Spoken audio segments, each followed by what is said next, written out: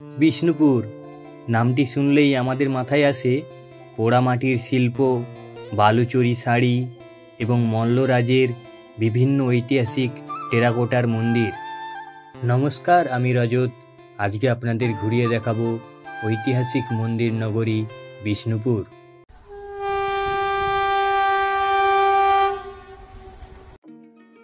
বিষ্ণুপুর যাওয়ার জন্য সাঁতরাগাছি স্টেশন থেকে সকাল 8টার আরণ্যক এক্সপ্রেস ধরে 3 ঘন্টার মধ্যেই পৌঁছে যাই বিষ্ণুপুর স্টেশনে।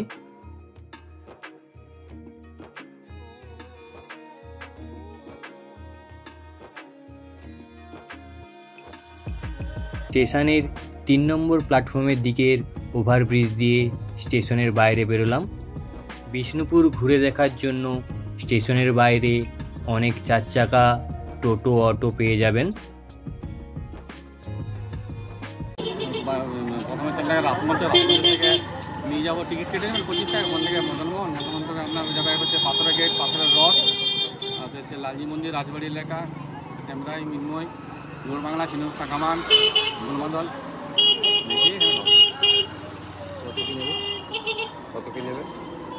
কত কি নেবে? আপনার হচ্ছে 5 টাকা হবে, 3 ঘন্টা টাইম। যে কোনো একটি গাড়িতে উঠে পড়ুন দরদাম করে।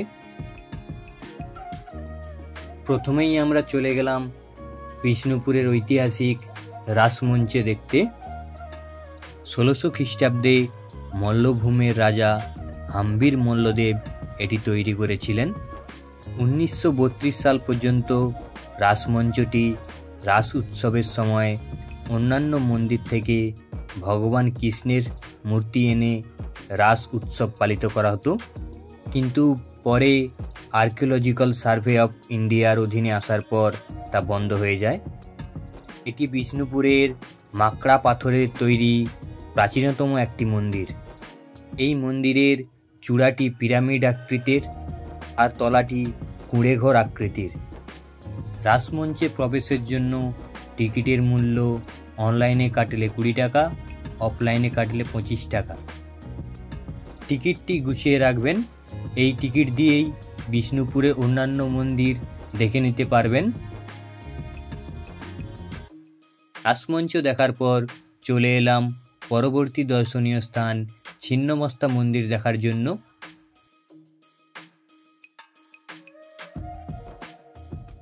বিষ্ণুপুরের সবচেয়ে বিখ্যাত ও জাগ্রত মন্দির এটি। মরুভূমির লাল বেলে পাথর দিয়ে এই মূর্তিটি তৈরি করা হয়েছে। মন্দিরটি প্রায় 100 বছরের পুরনো এবং বর্তমানে মন্দিরটি আবার নতুন করে সংস্করণ করা হয়েছে।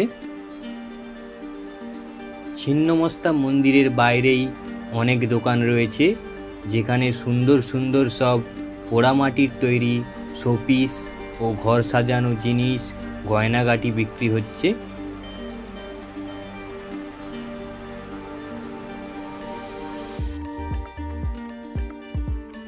এরপর চলে এলাম দলমাদল কামান দেখতে। পেটালোহার তৈরি বিখ্যাত দলমাদল কামান সম্ভবত মল্ল রাজাদের তৈরি সবচেয়ে বড় কামান। প্রায় 63টি লোহার আংটিকে পরস্পর জোড়া লাগিয়ে এই কামানটি তৈরি করা হয়েছে। দলমাদল কামান দেখার পর চলে এলাম পরবর্তী আমাদের গন্তব্যস্থল নন্দলাল মন্দির দেখার জন্য। বিষ্ণুপুরের 7টি একরত্ন মন্দিরের মধ্যে এটি একটি। নন্দলাল মন্দির দেখার পর চলে এলাম বিষ্ণুপুরের বিখ্যাত পঞ্চচূড়া মন্দির শ্যামরাই মন্দিরে। এখানে প্রবেশের জন্য রাসমঞ্চের কাটা টিকিটটি দেখাতে হয়। এই শ্যামরাই মন্দিরটি 1643 সালে রাজা রঘুনাথ সিংহ নির্মাণ করেছিলেন। 5টি চূড়া দিয়ে তৈরি হওয়ার জন্য এই মন্দির পঞ্চচূড়া মন্দির নামেও পরিচিত। মন্দিরের বাইরে ও ভেতরে পোড়ামাটির অসাধারণ শিল্পকলার কারণে এটি বিষ্ণুপুরের প্রধান আকর্ষণগুলির মধ্যে একটি।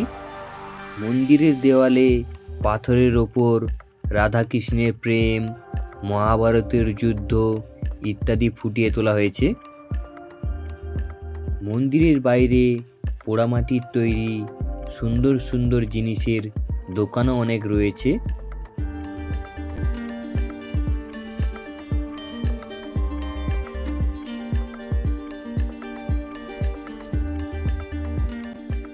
বিখ্যাত শ্যামরাই মন্দির দেখার পর আমরা চলে এলাম মদনমোহন মন্দিরে।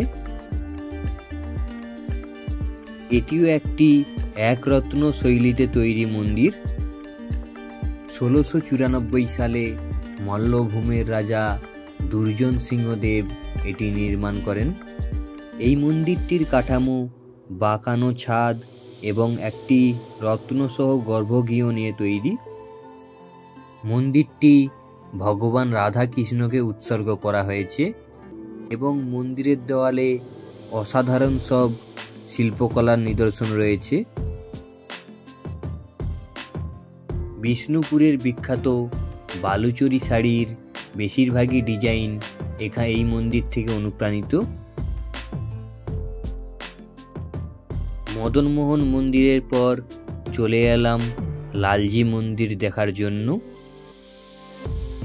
1658 খ্রিস্টাব্দে মল্ল রাজা দ্বিতীয় বীরসিংহ এই একরত্ন শৈলীতে এই মন্দিরটি তৈরি করেছিলেন।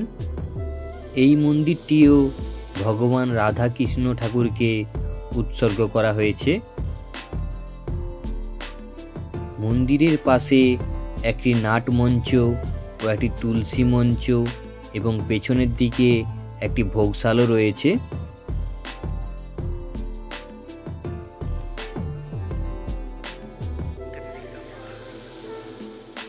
লালজি মন্দির দেখার পর চলে এলাম বিষ্ণুপুরের বিখ্যাত জোড়বাংলা মন্দিরে। 1655 খ্রিস্টাব্দে রাজা দ্বিতীয় রঘুনাথ সিংহদেব এই মন্দিরটি নির্মাণ করেন।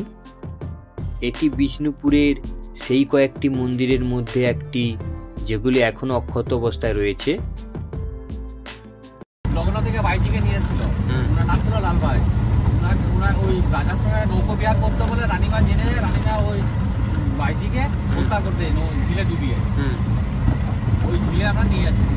ওরকম ঝিল বিষ্ণুপুরে 7খানা আছে, তার মধ্যে ঐতিহাসিক ছিল ওইটাই। অটোওয়ালা দাতার কাছ থেকে ইতিহাস সম্পর্কে জানতে জানতে আমরা পৌঁছে গেলাম বিষ্ণুপুরের 7টি বড় ঝিলের মধ্যে একটি লাল বাঁধে।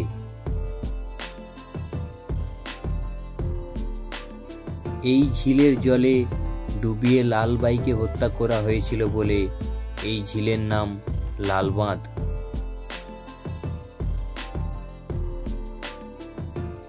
এরপর চলে এলাম জোড়বাংলো মন্দির থেকে 300 মিটার দূরে অবস্থিত পাথরের দরজা দেখার জন্য। এখানে একটি বড় এবং একটি ছোট দুটি প্রাচীন দুর্গের দরজা রয়েছে। এই দরজাগুলি একসময় বিষ্ণুপুরের প্রাসাদ এবং দুর্গকে শত্রুদের হাত থেকে রক্ষা করার জন্য নির্মাণ করা হয়েছিল। পাথরের দরজা ফেলে কিছুটা এগিয়ে চলে এলাম পাথরের রথ দেখতে।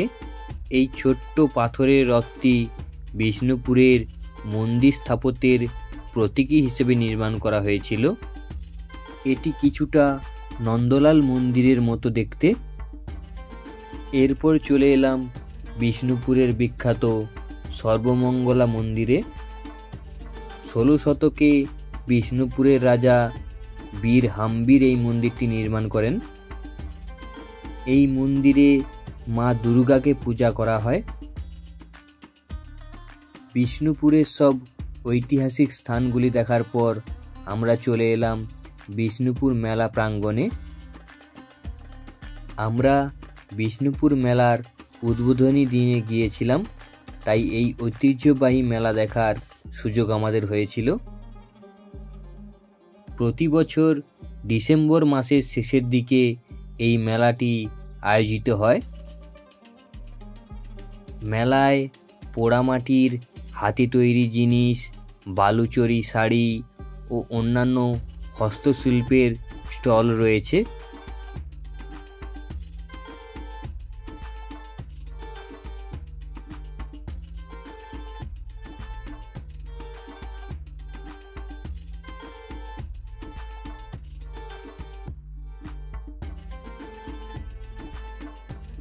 বিষ্ণুপুরের ঐতিহ্যবাহী বালুচরী শাড়ি তৈরির তাঁত কলের নিদর্শন একটি দেওয়া রয়েছে এখানে।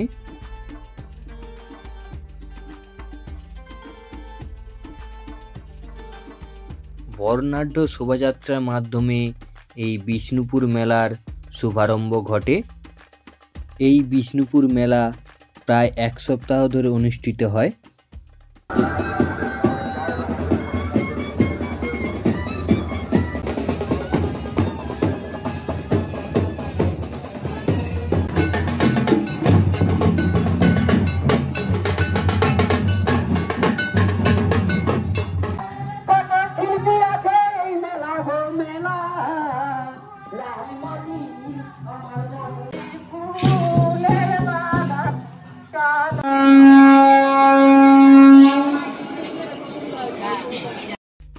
মন্দির নগরী বিষ্ণুপুর এবং বিষ্ণুপুর মেলা দেখার পর বিষ্ণুপুর স্টেশন থেকে 3:52 আরণ্যক এক্সপ্রেস ধরে বাড়ি ফিরে এলাম। তো বন্ধুরা, ভিডিওটি কেমন লাগলো? যদি ভালো লেগে থাকে লাইক, শেয়ার, কমেন্ট ও সাবস্ক্রাইব করতে ভুলবেন না।